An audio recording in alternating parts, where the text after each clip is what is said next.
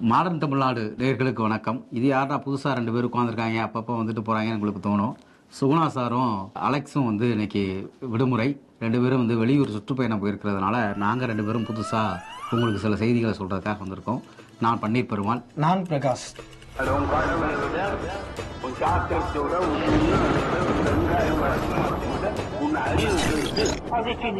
அதிமுகவை வழிநடத்துவது யார்? எடப்பாடி பழனிசாமி சீனே இல்லை, அமித்ஷாவா இல்ல ஆர்எஸ்எஸ் அப்படிங்கறதா பெரிய டிபேட்டா இப்ப ஓடிட்டு இருக்குது. விஜய் போற போக்குல இதை கேட்டு வச்சுட்டு போயிட்டாரு. ஆனா இது கொழுந்து விட்டு எரியுது.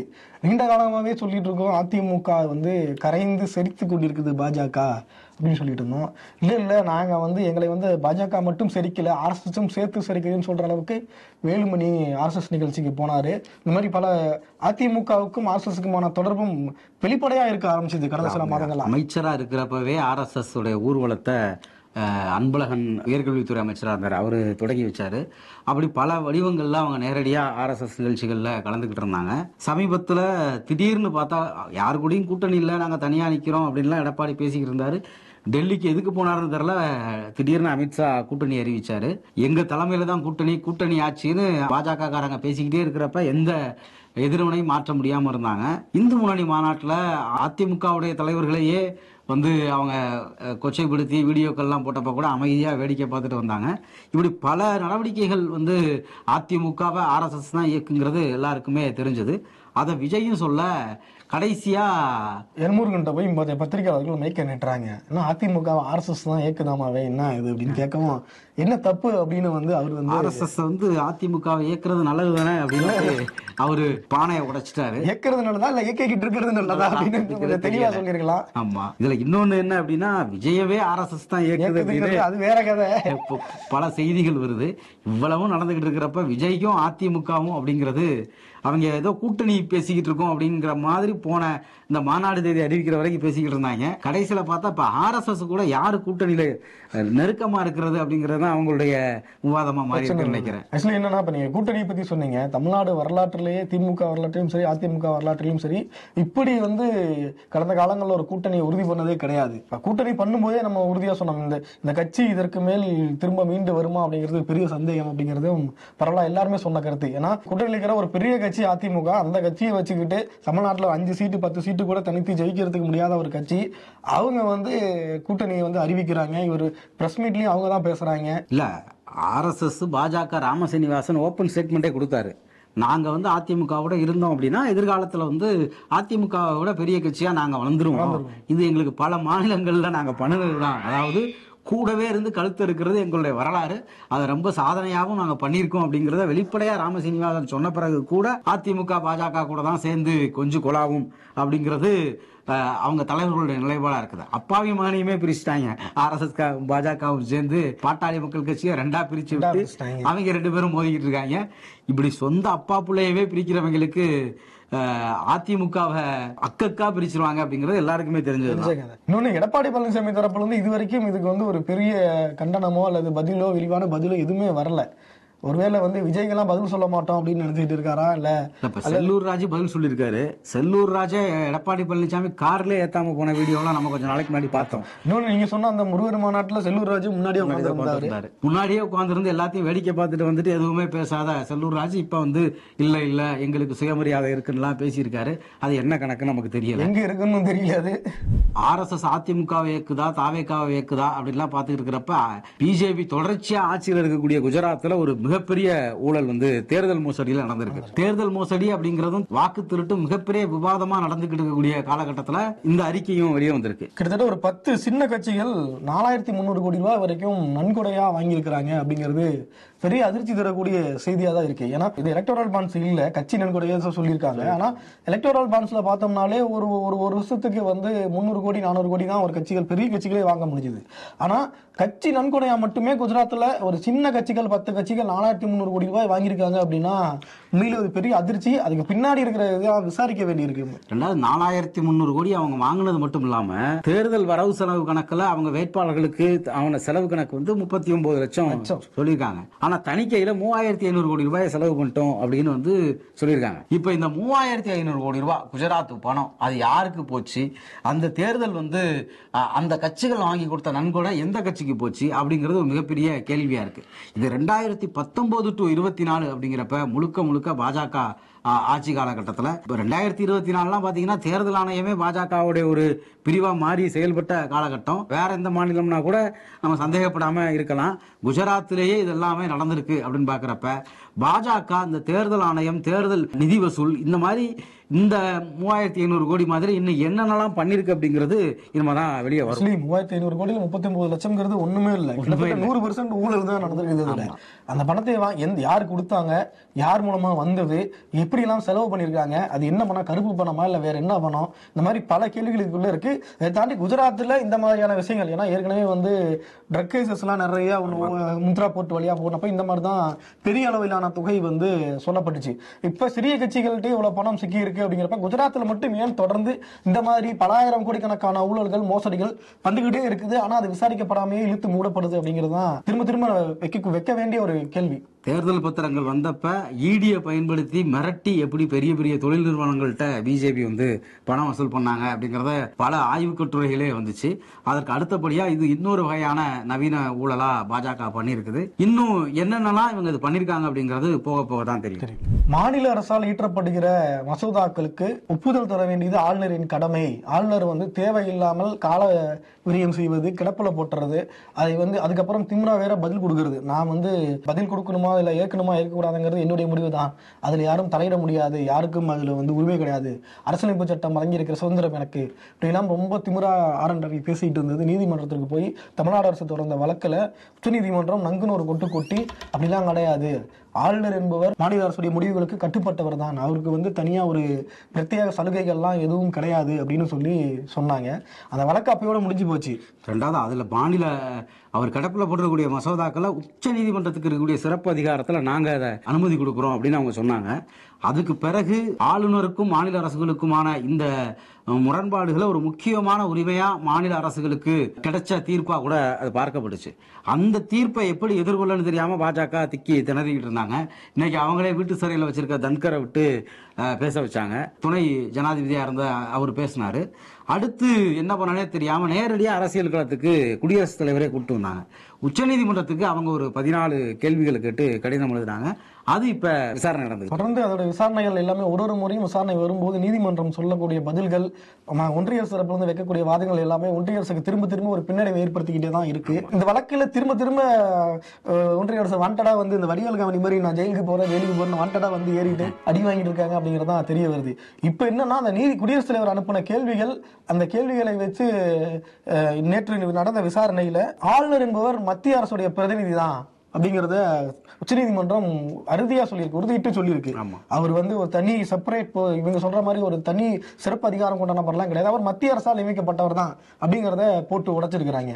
இதுல என்ன ஒரு பியூட்டினா, இந்த ஆளுநர் வழக்குக்கு ஆதரவா சில மாநிலங்கள்ல இருந்து வழக்கு போட இறங்கியிருக்காங்க, வழக்கறிஞர்கள் களம் இறங்கியிருக்காங்க. யார் யாரெல்லாம் பார்த்தா மகாராஷ்டிரா, கோவா, ஒடிசா, எங்கெங்கெல்லாம் பாஜக ஆட்சியில் இருக்கோ அந்த மாநிலங்கள்ல இருந்து வழக்கறிஞர்களை கொண்டு போயிட்டு ஆளுநருக்கு அதிகாரம் உண்டு, ஆளுநர் மசோதாக்கு ஒப்புதல் கொடுக்கலாம், கொடுக்காமலும் போகலாம், கிடப்பிலையும் போடலாம் அப்படின்லாம் சொன்ன உடனே நீதிபதிகள் கடுமையா பதில் சொல்லியிருக்காங்க. ஏன்னா நீங்க எல்லாம் வேற வேற மாநிலங்கள்ல இருந்து சொன்னாலுமே கூட நீங்க எல்லாருமே ஒரே மாதிரி தான் பேசுறீங்க, எல்லாருமே பாஜகவுடைய குரலா தான், ஒன்றிய அரசுடைய குரலா தான் நீங்க பேசுறீங்க அப்படின்னு போட்டு உடைச்சிருக்காரு. கடந்த சில வாரங்களுக்கு முன்னாடி நடந்த விசாரணையில உச்சநீதிமன்றம் சில முக்கியமான கேள்விகளை கேட்டுச்சு ஒன்றிய அரசாங்கத்தை நோக்கி. என்ன அப்படின்னா, ஆளுநருக்கு சிறப்பு அதிகாரம் இருக்குது அப்படிங்கிறது அரசியலமைப்பு சட்டத்தில் எங்க இருக்கு காட்டுங்க அப்படின்னு சொன்னாங்க. துணைவேந்தரை நியமிக்கிறதுல அந்த குழு பரிந்துரைக்கிறதுல இருந்து அவர் முடிவு எடுக்கலாமே தவிர அவர் எடுக்கிற முடிவு தான் இறுதியானது அப்படிங்கிறது அரசியலமைப்பு சட்டத்தில் எங்க இருக்குது அப்படின்னு உச்சநீதிமன்றம் கேட்டுச்சு. அதுக்கு எந்த பதிலையும் இன்ன வரைக்கும் கொடுக்காம மேலும் வேற வேற வடிவங்கள்ல இந்த வழக்குகளை விரிவடைய வைக்கிறாங்களே தவிர உறுதியா ஒன்றிய அரசாங்கத்துக்கு ஆளுநருடைய அதிகாரம் அரசியலமைப்பு சட்டத்தின்படி இருக்குது அப்படிங்கறது நிறுவனத்துக்கு வாய்ப்பே இல்லை. அதனாலதான் அவங்க அவங்களுடைய கூட்டணி, அவங்க ஆளக்கூடிய மாநிலங்கள்ல இருந்தெல்லாம் வழக்குகள் போட்டு எங்களுக்கு, அதாவது இதுல மகாராஷ்டிரா, ஒடிசா, கோவாலாம் பண்றது என்ன அப்படின்னா, எங்களுக்கு அதிகாரமே வேண்டாம், அதிகாரத்தை நாங்கள் ஆளுநரிடமே கொடுத்துடுறோம் அப்படின்னு மக்களால் தேர்ந்தெடுக்கப்பட்ட அரச ஒரு கட்சி அவங்களுடைய கொள்கைகளை நடைமுறைப்படுத்துறதுக்காக எவ்வளவு மோசமா கையாளுறாங்க. மாநில மக்களை இதை விட மோசமா வந்து கொச்சைப்படுத்தவே முடியாது. இந்த மாநில மக்களோட சுயமரியாதை சார்ந்த பிரச்சனை இது. அது மட்டும் இல்லாம இன்னொன்னு திரும்ப திரும்ப சொல்றது வந்து இந்த பிரிவு 200 தான் திரும்ப திரும்ப சொல்லியிருக்காங்க. அந்த பிரிவு 200 தான் வந்து ஆளுநருக்கு வந்து முடிவெடுக்கிற அதிகாரத்தை கொடுத்திருக்குது, அதுல அவருடைய விருப்பம் அது அப்படின்னு திரும்ப திரும்ப சொல்றாங்க. ஆனா நீதிபதி இன்னைக்கு கவாய் வந்து ரொம்ப தெளிவா கேட்டிருக்காரு. 2020 ஒரு மசோதா போடுறீங்க அப்படின்னா 2025 வரைக்கும் அந்த மசோதாவை நீங்க வந்து ஒப்புதலை தரமாட்டீங்க, ஒரு ஆளுநரை வந்து பெண்டிங்லேயே வச்சிருப்பாரு அப்படின்னா அதுல உச்சநீதிமன்றம் தலையிட முடியாதுன்னு சொல்றதுக்கு உங்களுக்கு என்ன அதிகாரம் இருக்கு அப்படிங்கிற கேள்வி வச்சிருக்காரு. இப்படி நீங்க கிடப்பில் வச்சதுன்னா உச்சநீதிமன்றம் தலையிட தான் செய்யும், நீதிமன்றம் அது ஒரு முடிவு எடுக்கத்தான் செய்யும், அதை வந்து உங்களால தடுக்க முடியாது அப்படிங்கிறதும் வந்து ரொம்ப காட்டமாவே சொல்லியிருக்காரு. அப்ப இவங்க திரும்ப திரும்ப போய் நீதிமன்றத்தில் அடி வாங்கிட்டு இருக்காங்க. ஆளுநர்களுடைய அந்த ஆளுநருங்கிறது ஒரு இந்த பதவியா குளோரிஃபை பண்ணி வச்சிருந்தாங்க, அது ஒண்ணுமே இல்லை அப்படின்னு சுக்குநூறா இவங்களே போட்டு உடைச்சிட்டு இருக்காங்க அப்படிங்கிறத நம்ம இதுல பார்க்கலாம். உச்ச நீதிமன்றத்தின் வழியாக தான் ஒரு மாநில அரசு தன்னுடைய உரிமைகளே நிலைநாட்ட முடியும் அப்படிங்கிற இடம் அப்படிங்கிறதே வந்து ஒரு ஜனநாயகத்துல ரொம்ப ரொம்ப ஆபத்தான இடம். இன்னைக்கு நீதிமன்றம் வந்து மாநில உரிமைகளுக்காக சரியா கவாய் மற்றும் ஆர் மகாதேவன் இவங்க அமர்வுகள் எல்லாம் சில தீர்ப்புகள் வர்றதுனால மாநிலங்கள் வந்து தங்களுக்கான உரிமைகளை கோர முடியுது அப்படின்னும் பார்க்க வேண்டியது இருக்கு. உண்மையிலேயே கொஞ்சமாவது இந்த மானம் உள்ளவர்கள் சுயமரியாதை உள்ளவர்கள் யாராவது இருந்தா இப்படிலாம் ஆளுநர் வச்சு நம்ம அசிங்கப்பட்டுமான கலைச்சிட்டு போயிருப்பாங்க. ஆனா பாஜக கிட்ட அதெல்லாம் எதிர்பார்க்க முடியாது. தொடர்ந்து பாஜக சம்பந்தமான செய்திகளாகவே இருக்கு. தமிழ்நாடு சம்பந்தமா ஒரு ஆய்வு அறிக்கை வெளிவந்திருக்கு. அதுவும் தமிழ்நாடு மையப்படுத்தப்பட்டதுன்னு சொல்ல முடியாது, ஒட்டுமொத்தமா இந்தியாவில் உற்பத்தி துறை தொழில்கள் என்ன மாதிரி நடக்குது அப்படிங்கிறது தொடர்பான ஆய்வு. இந்தியாவிலேயே வந்து தமிழ்நாடு தான் அந்த ப்ரொடக்ஷன் பேஸ்டா உற்பத்தி துறையில வேலை வாய்ப்புகளை வழங்குறதுல அதிக வேலை வாய்ப்பு வழங்குது. ஒட்டுமொத்தமா இந்தியாவில் இந்த உற்பத்தி துறையில கிடைக்கக்கூடிய வேலை வாய்ப்புல 15% வந்து தமிழ்நாடு தான் கொடுக்குது. பெரிய மாநிலங்கள்ல முதல் இடத்துல தமிழ்நாடு தான் அதிக வேலை வாய்ப்பை கொடுக்கக்கூடிய இடத்துல இருக்குது. இதற்கு தமிழ்நாட்டுக்கு பிறகுதான் இப்ப நம்ம கிட்ட குஜராத் மாடல்னு ஒண்ணு ரொம்ப நாளா பேசி தலையில கட்டினாங்க. நீண்ட காலமாவே உற்பத்தினாலே அது வந்து குஜராத் மகாராஷ்டிரா தான் அப்படிங்கறத ஒரு பிம்பமாவே கட்டமைச்சு வச்சிருந்தாங்க. ஏன்னா இன்னைக்கு தொழில்கள் வந்து இந்தியாவில் மற்ற எல்லா மாநிலங்களுக்கும் வரதுக்கு முன்னாடியே தொழில்கள் மிகப்பெரிய ஆலைகள் இயந்திரங்கள் எல்லாமே குஜராத்துக்கும் மகாராஷ்டிராவுக்கு தான் வந்தது. அவங்களுக்கு தான் அதற்கான வாய்ப்புகளும் இருந்தது. பணம், பொருளாதார உதவி எத்தனையும் அவர்களுக்கு தான் கிடைச்சது. அதையெல்லாம் தாண்டி ஒரு 20-30 வருஷத்துல தமிழ்நாடு இன்னைக்கு மேலே ஏறி வந்திருக்குது. இந்தியாவிலேயே கிட்டத்தட்ட தமிழ்நாட்டுடைய மக்கள் தொகை பார்த்தோம்னா இந்திய மக்கள் தொகையில ஒரு 5% 6% தான் இருக்கும். ஆனா உற்பத்தி துறையில் 15% மேல தமிழ்நாடு பங்கு வகிக்குது, வேலை வாய்ப்புகளை கொடுக்குது அப்படிங்கிறது ஒரு மிகப்பெரிய இலக்கை தமிழ்நாடு அடைஞ்சிருக்கு அப்படிங்கிறதுக்கான அச்சாரம். இன்னொன்னு இந்தியாவிலேயே தமிழ்நாட்டில் தான் எனக்கு இந்த சிறு குறு நடுத்தர நிறுவனங்கள் அதிகமா இருக்கு. கிட்டத்தட்ட 40,000 நிறுவனங்களுக்கு மேல தமிழ்நாட்டில் இருக்கு. மகாராஷ்டிராவை விட அதிகமா தமிழ்நாட்டில் இருக்கு அப்படிங்கிறதையும் மத்திய அரசுடைய புள்ளி விவரங்கள் உறுதிப்படுத்தி இருக்கு. இந்தியா சுதந்திரம் அடைகிறப்ப மகாராஷ்டிரா, குஜராத் மாதிரியான இடங்களுக்கு எந்த அளவுக்கு தொழில் வாய்ப்புகள் கொடுக்கப்படுது அப்படிங்கிறது குறித்து அண்ணா வந்து பணத்தோட்டத்துல எழுதியிருப்பாரு. கிட்டத்தட்ட இந்தியா உருவாகிற பொழுதே மகாராஷ்டிராவும் குஜராத்தும் உற்பத்தி துறை சார்ந்த தொழில்களில் உருவாக்குனாங்க. ஆனா இன்னைக்கு வந்து தமிழ்நாடு வந்து அவங்களெல்லாம் விட அதிகமா வேலை வாய்ப்பை கொடுக்குற இடத்துக்கு வந்திருக்கு. தமிழ்நாடு 15%, குஜராத் 13%, மகாராஷ்டிரா 13%. தமிழ்நாட்டை விட உத்தரப்பிரதேசம் மிஞ்சிருச்சுன்னு இடையில ரங்கராஜ் பாண்டியில இருந்து எல்லாரும் பேசினாங்க. அது வெறும் 8% தான் தொழில் கொடுத்துக்கிட்டு இருக்கு. உண்மையிலே உத்தரப்பிரதேசம் 8%ங்கிறது அவங்களுடைய மாநில மக்கள் தொகைக்கும் அந்த மாநிலத்துடைய பரப்பளவையும் பார்க்கும்போது அவங்களுக்கு ஒன்றிய அரசாங்கம் கொடுக்குற நிதியையும் பார்க்கிறப்ப அது ஒண்ணுமே இல்லாத வளர்ச்சி. கிட்டத்தட்ட 20 கோடிக்கு மேல மக்கள் தொகை இருக்கு. பரப்பளவு தமிழ்நாட்டை விட 2 மடங்கு 3 மடங்கு அதிகம். ஒன்றிய அரசுடைய நிதி தமிழ்நாட்டுக்கு 29 பைசா வருதுன்னா அவங்களுக்கு 2 ரூபாய்க்கு மேல வருது. இவ்வளவு இருந்தும் உத்தரப்பிரதேசத்தை தாண்டி டபுள் இன்ஜின் அரசாங்கம் வேற, மத்தியிலும் பாஜக மாநிலத்திலும் பாஜக, ரெண்டையும் தாண்டி தமிழ்நாடு வளர்ச்சி அடைஞ்சிருக்கு. இப்படி தமிழ்நாட்டுடைய இந்த மிகப்பெரிய வளர்ச்சி தொழில்துறை சார்ந்த விஷயங்கள் தமிழ்நாட்டுக்கே பெருமையா இருக்கும். அதே காலகட்டத்தில் நமக்கு இந்த மோடி அரசாங்கத்தால சில நெருக்கடிகளும் தமிழ்நாட்டுக்கு வர இருக்குது. இந்த அமெரிக்காவுக்கு இறக்குமதி செய்யக்கூடிய பொருட்களுக்கு, இந்தியாவிலிருந்து இறக்குமதி செய்யக்கூடிய பொருட்களுக்கு போடக்கூடிய வரி 50% அப்படிங்கிறது வந்து தமிழ்நாட்டுடைய தொழில் உற்பத்தியை பெரிய அளவில் முடக்கும் அப்படிங்கறத தமிழ்நாட்டு முதலமைச்சரே சொல்லியிருக்காங்க. கிட்டத்தட்ட திருப்பூர்ல இருந்து மட்டுமே 3000 கோடி ரூபாய்க்கு மேல உள்ள வர்த்தகம் பாதிப்புக்குள்ளாகும் அப்படின்னு வந்து சொல்லப்பட்டிருக்கு. அடுத்து பாத்தீங்க அப்படின்னா தோல் சம்பந்தமான பொருட்கள் தயாரிப்புல தமிழ்நாட்டில் ஒரு 75,000 பேர் வந்து வேலை இழக்கக்கூடிய அபாயம் வந்து இந்த ஒன்றிய அரசாங்கத்துக்கு வந்து ஏற்படுத்திருக்கக்கூடிய அந்த அமெரிக்காவுடனான மோதலால ஏற்படும் அப்படின்னு சொல்றாங்க. தமிழ்நாடு மட்டும் இல்ல, இதுல சூரத், அசாம் எல்லா மாநிலங்களும் இதுல பெரிய அளவுல பாதிப்புக்குள்ளாக போகுது. ஏற்றுமதி இந்தியாவில் வந்து அதிகம் இருக்குதோ அந்த பகுதியில் எல்லாமே நிச்சயம் பாதிக்கப்படும். இது ஒரு பக்கம். இப்படி பல மாநிலங்களை சேர்ந்த சிறு நடுத்தர தொழில்கள் எல்லாம் பாதிப்புக்குள்ளாக போகுது. ஆனா அமெரிக்காவுடைய நம்ம மோடி அரசாங்கம் இந்த மோதலை கடைபிடிக்கிறதுக்கு ஒரே காரணம் தான் ரஷ்யாவில இருந்து குறைந்த விலையில பெட்ரோல் வாங்குறது. குறைந்த விலையில பெட்ரோல் வாங்கினா பொதுமக்களுக்கு நல்லது தானே அப்படின்னு வந்து நமக்கு தோணும். இல்ல, அந்த குறைந்த விலையில பெட்ரோல் வந்து அம்பானி மட்டுமே இந்த பெட்ரோலிய இறக்குமதி, ரஷ்யாவுடைய பெட்ரோலிய இறக்குமதியில கிட்டத்தட்ட ஒரு 50,000 கோடி ரூபாய்க்கு மேல லாபம் பார்த்திருப்பாரு அப்படின்னு சொல்றாங்க. கிருஷ்ணசாமி மாதிரி பாஜகவோட ஒட்டி வாழக்கூடிய கட்சிகள் கூட இதை வந்து கண்டிக்கிற இடத்துக்கு வந்திருக்கு. ஆக்சுவலி என்னன்னா, ரஷ்யாவில இருந்து என்ன இறக்குமதி பண்றதே ஒரு மிகப்பெரிய ஒரு பொலிட்டிக்கல் வில் பவர் மாதிரி மோடி காட்டினாங்க. அமெரிக்காவை எதிர்த்து, ஐரோப்பிய நாடுகளை எதிர்த்து ரஷ்யாவிடமிருந்து மோடி வந்து என்ன இறக்குமதி செய்றார், அவருடைய துணிச்சலை பாத்தீங்களா அப்படின்ற மாதிரி சொன்னாங்க. ஏன் பண்ணார் அப்படிங்கிறது இப்பதான் தெரிய வருது. அம்பானிக்கு அதுல வந்து பலாயிரம் கோடி ரூபாய் லாபம் இருந்திருக்குது, அதனால இறக்குமதி பண்ணியிருக்காரு அப்படிங்கிறது தான் இப்ப தெரிய வருது. ஏன்னா பெட்ரோல் விலையை இவங்க உயர்த்தவே இல்லை, 3 ஆண்டுகளா உயர்த்தவே இல்லை அப்படிங்கறத திரும்ப திரும்ப சொல்றாங்க. உண்மையிலே விலையை குறைச்சிருக்கணும், நீங்க ஏன் குறைக்கல அப்படிங்கறத நம்ம கேட்க வேண்டியிருக்கு. ஏன்னா கச்சா எண்ணெய் விலை வந்து சர்வதேச சந்தையில் வாங்கினதை விட ரஷ்யாவோட இருந்து மிக குறைந்த விலைக்கு வாங்கிட்டு இருக்காங்க. விலை ஏறினப்பெல்லாம் உடனுக்குடன் ஏற்றியவர்கள் விலை குறையும் போது, ரஷ்யாவிலிருந்து வாங்கும்போது குறையும் போது மட்டும் குறைக்கவே இல்லை. ஆனா என்ன பண்ணிட்டாங்கன்னா, அப்படியே அந்த ரேட்டை வந்து சீல் பண்ணி கிட்டத்தட்ட 2-3 வருஷமா வந்து ஒரே விலையில கொடுத்துட்டு இருக்காங்க. அதை சொல்லி மக்களை ஏமாத்திட்டு இருக்காங்க இவங்களுக்கு உண்மையிலேயே ஐரோப்பிய ஏகாதிபத்தியத்தை எதிர்க்கணும், அமெரிக்க ஏகாதிபத்தியத்தை எதிர்க்கணும் அப்படிங்கிற பார்வையோ இல்ல புரிதலோ எல்லாம் இவங்களுக்கு இருக்கு அப்படின்னு தெரியல. ஏன்னா இவர் அவர்களை விட பெரிய வலதுசாரி இவங்க தான். இவங்க போய் அவங்களை எதிர்க்கிறாங்க அப்படிங்கிறது நகைப்புக்குரியது. இப்ப இந்த பிரச்சனையிலும் அமெரிக்காவில் இருந்தும் இறக்குமதி ஏற்றுமதி பண்றதுல பாதிக்கப்படுறது அம்பானியோ அல்லது அதானியோ பெரிய அளவுல பாதிக்கப்படல. அதனால இதை கண்டுக்காம அலட்சியமா கடந்து போறாங்க. பாதிக்கப்படுறது எல்லாமே சிறு குறு நடுத்தர நிறுவனங்கள் பெருமளவு பாதிக்கப்படுது. அதனாலதான் இவங்க இன்னும் இதை அலட்சியமா விட்டு இன்னும் இந்த சிக்கலை வந்து இழுத்துக்கிட்டே போயிட்டு இருக்காங்க அப்படின்னு தான் நம்ம இதுல பார்க்க வேண்டியிருக்கு. இவங்க ஆட்டை கடிச்சு மாட்டை கடிச்சு கடைசியில் அவங்க சொந்த ஊர் முதலாளிகளையே சேர்த்து கடிக்க ஆரம்பிச்சிட்டாங்க. அம்பானி அதானிக்காக சூரத், பூனே உள்ள இருக்கக்கூடிய சிறு குறு உற்பத்தியாளர்களை கூட இன்னைக்கு வந்து அமெரிக்கா கிட்ட காவு கொடுக்கிற இடத்துல வந்து நரேந்திர மோடி அரசாங்கம் நிக்குது. இந்த சலுகை விலையில வந்து ₹1 கூட வந்து ரஷ்யா கிட்ட இருந்து இறக்குமதி பண்றதுனால கிடைக்கக்கூடிய சலுகையில ₹1 கூட பொதுமக்களுக்கு கிடைக்கல. ஆனா இன்னைக்கு இலக்க போறது பாத்தீங்க அப்படின்னா, தமிழ்நாடு மாதிரியான உற்பத்தி மையப்படுத்தப்பட்ட மாநிலங்கள் வந்து இதுல பெரிய அளவுல பாதிப்புக்கு உள்ளாக போகுது அப்படிங்கிறது ஒரு மிகப்பெரிய அபாயம். இன்னொன்னு இதுல வேற இப்ப சங்கிங்கெல்லாம் 2-3 நாள் ட்விட்டர்ல எல்லாம் ஃபேஸ்புக்ல எல்லாம் போட்டு உருட்டிட்டு இருக்காங்க. ட்ரம்ப் போன் பண்ணாரு, மோடி எடுக்கவே இல்லை போன அப்படின்னு. இது ட்ரம்ப்புக்கு தெரியுமா அப்படின்னு தான் நம்ம கேட்க வேண்டியிருக்கு.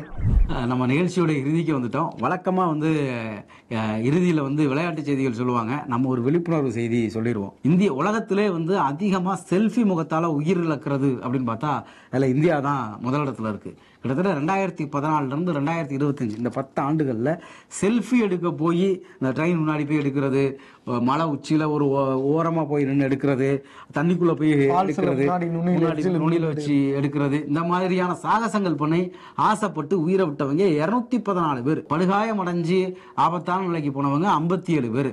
அதனால வந்து நம்ம கிட்ட இருக்கக்கூடிய போனை வந்து நம்ம நல்லா பயன்படுத்துவோம்.